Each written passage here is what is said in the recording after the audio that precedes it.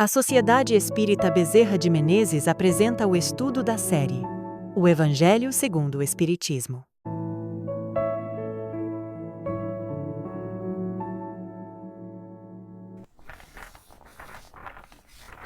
Bora mergulhar numa das frases mais famosas e talvez mais intrigantes de Jesus: Meu reino não é deste mundo. Usando como base o capítulo 2 de O Evangelho segundo o Espiritismo, a gente vai explorar o que essa declaração significa de verdade para a nossa forma de ver a vida, a morte e o nosso propósito por aqui. Pilatos, tendo entrado de novo no palácio e feito vir Jesus à sua presença, perguntou-lhe: És o rei dos judeus?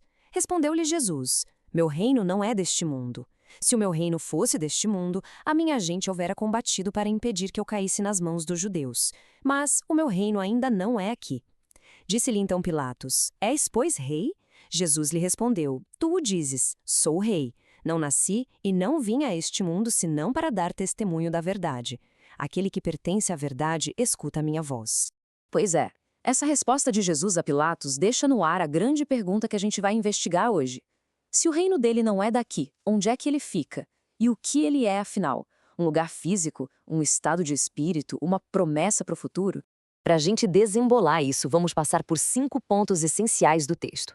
Começando pelo porquê desse reino ser tão mal compreendido, passando pela chave que abre essa porta, o que é a tal realeza moral, como isso vira a nossa perspectiva de cabeça para baixo e, para fechar, uma mensagem bem direta do plano espiritual.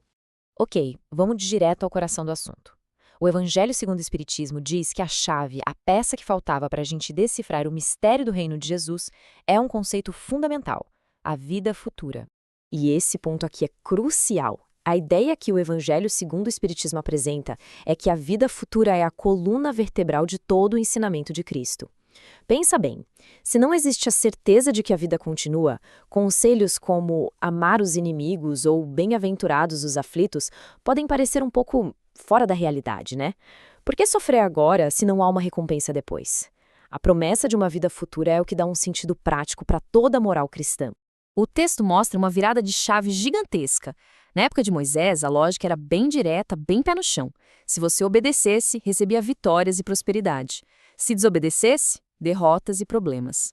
A recompensa era na hora, aqui na terra. Jesus chega e eleva essa ideia.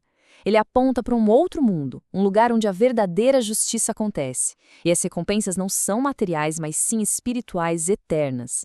É como se ele dissesse que a conta da justiça divina não fecha só nesta vida.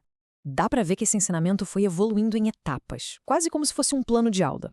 Primeiro, Moisés se concentrou nas regras para o aqui e agora. Depois, Jesus introduziu o princípio da vida futura, mas ainda sem dar muitos detalhes, talvez porque a gente ainda não estivesse pronto. E aí, o texto propõe que o Espiritismo veio para completar essa ideia, tentando transformar a vida futura de algo que a gente só acredita, uma questão de fé, em uma realidade que pode ser observada, descrita por quem já está vivendo lá. Certo, mas aí surge uma dúvida. Se o reino de Jesus é no futuro, na outra vida, por que ele se declarou rei para Pilatos aqui na Terra? A resposta está num tipo de poder que é totalmente diferente do que a gente está acostumado, um conceito muito interessante que o texto chama de realeza moral. Não estamos falando de um poder com exércitos, coroas e castelos. Nada disso. É uma realeza conquistada por mérito, por uma influência que dura séculos. É o mesmo tipo de título que a gente dá quando chama alguém de rei do futebol, ou rainha do pop, sabe? É ter o domínio no campo das ideias, um poder que consegue moldar a cultura e o pensamento de gerações. E aqui a diferença fica bem clara. A realeza da terra é frágil. Ela acaba com a morte, depende de acordos políticos, pode ser destruída por uma guerra. Já a realeza moral, essa não acaba. Pelo contrário, muitas vezes ela fica ainda mais forte depois que a pessoa parte, porque as suas ideias continuam vivas, guiando mentes e corações. Pensando assim, o reinado de Jesus é muito mais poderoso e duradouro do que o de qualquer imperador que já existiu. Entender esses dois conceitos, vida futura e realeza moral, causa um impacto gigantesco na forma como a gente vive o nosso dia a dia. Muda completamente o nosso ponto de vista. Para quem vive focado só na vida presente, cada problema pequeno vira um monstro. Uma ambição que não deu certo, o orgulho ferido, uma injustiça que a gente sofreu, tudo isso vira um tormento, uma angústia que não acaba nunca. É como estar perdido no meio de uma cidade caótica, onde cada problema parece um prédio gigante prestes a cair em cima da gente. Agora, e se a gente mudasse a perspectiva? Ao adotar o ponto de vista da vida futura, é como se a gente subisse no topo de uma montanha e olhasse aquela mesma cidade lá de cima. As mesmas dificuldades, orgulho, decepção, injustiça, agora parecem tão pequenas, tão distantes. Apenas incidentes de percurso numa jornada que é muito, muito maior. A vida aqui na Terra vira só uma etapa, uma passagem breve. E para fechar o capítulo de uma forma bem impactante, o texto traz uma mensagem que teria sido enviada por uma antiga rainha da França. É um relato em primeira pessoa, contando como essa realidade toda é vista do mundo espiritual. Que trouxe eu comigo da minha realeza terrena? Nada. Absolutamente nada. E como que, para tornar mais terrível a lição, ela nem sequer me acompanhou até o túmulo. Ela continua, explicando que nesse outro reino, ninguém pergunta qual era seu título, quantas propriedades você tinha ou se seu sobrenome era importante. A pergunta é outra. Que bem você fez? Quantas lágrimas você secou?